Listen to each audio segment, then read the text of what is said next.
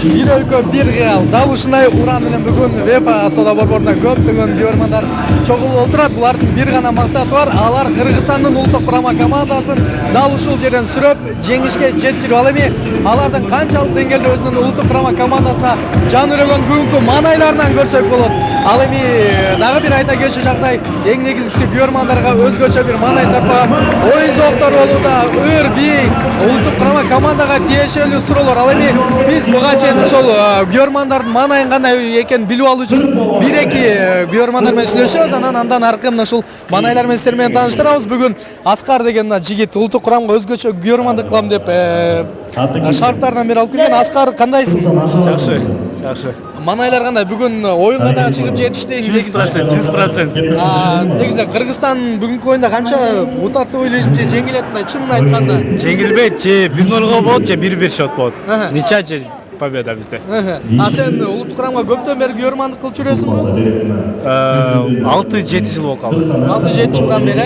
Сага кайсы оюнчу көбүрөөк улуттук курамдан жагат? Валерий Кичин. Бүгүн Валерий Кичиндин жоктугу кандай командага таасир тийгизет деп ойлойсуң көрөрман катары? Морально жактан по-любому кичине эмерээк болот, потому что капитан болчу көп жылдан бери. Андан кийин ал эң мындайча айтканда кымбат оюнчу Кыргызстан командасына. Андан кийин ал опыты көп болгон.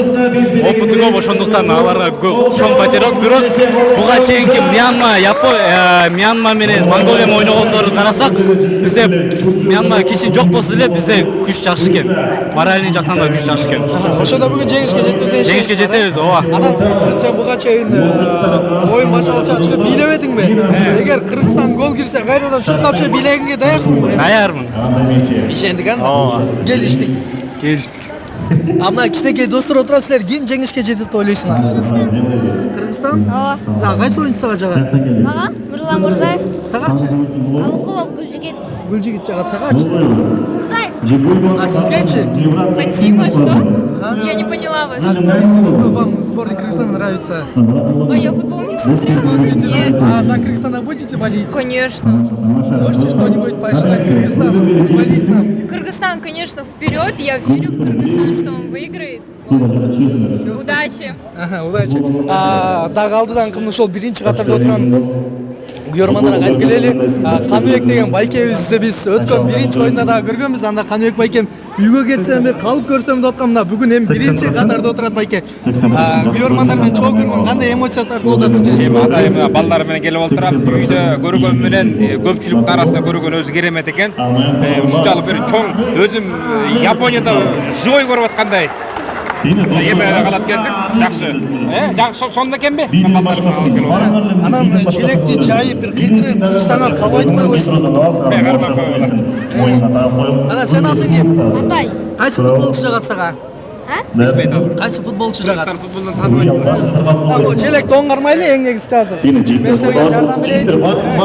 Каныбек байке, биз түз эфирдебиз, калоомузду айтып футболчуларга. Кудай буйрса бүгүн жабыла жалпыбыз Кыргызстан жеңишке жетсин. Жеңишке жетсин, Кыргызстан утсун буйрса. Кыргызстан утсун, рахмат. Буйрса Алга. Кыргызстанга чоң ийгиликтер тилейбиз. Ошондой эле дал ушул Метро фан-зонада көрөрмандар бийлерин да көрсөтөт, өзгөчө бийлер бар, назар салалы.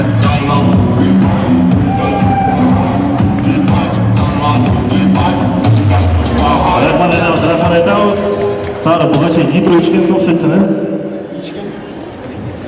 Жо, нитро ичтиң беле?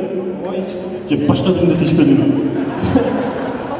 Гөлдү баары ушуну билейби. Демек, дагы бир айта кетчү жагдай дал ушул жерде көптөгөн көрөрмандарга атайын Кыргызстандын сүрөнгө алуусу үчүн буга чейин бир топ жаш балдар, чоңдор, көрөрмандар айтор Кыргызстандын желектерин чүрүп кеткен. Аларды менимче алдыңкы мүнөттөрдө да катардан көрөбүз. Ал эми жалпы эле ушул көрөрмандардан бүгүн ким утат деп сурамжылоо жүргүзүп көрсөк болот. Сен оюңча бүгүн ким утат? Ассалаумағалейкум Алейкум барыңыздарға. ассалам. Қайсы канал? Кыргыз спорт деген канал түзөш билебиз. Буюрса деген Кыргызстанга ишеничтебиз. Негизи биздин футболисттерди кыргыз эли бактап айтат, чындыгындачы баары ниеттен да. Баягы любой адамдан сурасаң Кыргызстанчы же утабы десең баары айтат, ой жеңилет, жок андай эмес, баары ниеттен. Биздин футболист мисалы ошол адамгачы жеңилет деген адамга бир полен чукатсакчы акактап өлүп калат да, бирок чындыгында биздин футболисттер менен чын жүрөгүмөн сыймыктанам да. Буга чейин мен деле мындай баягыдай футболду көп кызык көрбөчүмүн Кыргызстан оюнун. Бирок баягы ОАЭ менен ойногондон кийин чын жүрөгүмөн берип ар бир оюнду көргөнгө аракет кылам да. Просто баары ниеттен да, чындыгын айтканчы биздин футболисттерге ар бир биздин сөзүбүз, ар бир биздин немебиз жетет да ошогочу. Эгерде мисалы ар бир Кыргызстан бирден Кыргызстан ишенет, Кыргызстан жеңишке жетет, Кыргызстан чемпионат мира чыгат деген ойдо болсок, ошо футболисттерге кандай бир аз болсо да дух берилет да ошонучу. Ошондуктан эми албетте баары Алланын колунда, чындыгында баары ниеттен эми ойногонго жараша албетте. Ар кандай эмес ситуациялар болот, бирок баягы моменттер көп болот да биздерчи. Бирок ошо реализация мындай 100% эмес да. Бирок эми албетте азыр көрөбүз кандай болот деп. Анан азыр как раз биздин улуттук курама команда кийим которуучу жайда Александр Кристинас балдарга сөз айтып талаага чыгардын алдында турат да. Эгер сиз Александр Кристинин ордуна сен болуп калсаң, кандай сөздөрдү айтат элең футболчуларга? Достар, футболчуларыма айтмакмын чындыгында. Бул уже могул отборный тур, бул чындыгында биз үчүн уже чоң жеңиш. Анткени көп уже Кыргызстан рейтингинде акырынан иншалла мына буюрса көтөрүлүп келатат. Мен ишенем чын жүрөгүмөн. Алдыңкы бир 5 жыл, балким 2-3 жылда дагы жогорулатат. Эгерде мына мисал биздин баягы өдөөдө турган элмерибиз Кыргызстан, кыргыз жерибиз үчүн бул элементарный Спартак стадионубузду бир реконструкциялап бир оңдоп берселечи, биздин футболисттер өздөрү дем күч алмакта, ошол эле өзүнчө бир кандай бир мотивация болмок биздин футболисттер үчүн. Канча жылдан бери биздин футбол стадиону өнүгө элек, даже реконструкция боло элек. Мисалы караңыздар, мондай көрүп атат. Неге стадионубуз бизге чет өлкөлөр өнүгөт, биз кимнеге өнүкпөйт да мисалы. Бирок биздин футболисттерге мен чын жүрөгүмөн мындай баа берем да, ыраазымын чындыгында. Ыраазымын. А сен кайсы футболчуну мындай баалайсың оюнун? Баалайм. Ар бир оюнчу мен үчүн мындай неме да. Бирок чындыгында аттарын баарынкын деле билбейм. Бирок ар бир футболчунун немеси чын жүрөгүмөн мындай жакын да. Кимден гол күтүп атасың? Алыкуловтан, Алыкуловтан. Демек, сага чоң ыраазым билебиз. Жана вратардан күтүп атабыз. Павел Матяштан өзгөчө. Жок, кайрадан өзүбүзгө гол бербейсиң. Через себя киргиз керек. Соңку 90 мүнөттө 1-1 барып туруп, анан 90 мүнөттө Павел Матяш башы менен гол киргизип, тарыктыгылат деп. Чоң рахмат, ийгилик сага. Кыргызстанга ийгилик каалайбыз. Жалпы көрөрмандар отурат, анан мен бир сурагым келди. Жалпыбыз Кыргызстанды бир колдоп, Кыргызстан алга да 3 жол кыйкырып кое алабызбы? Алга!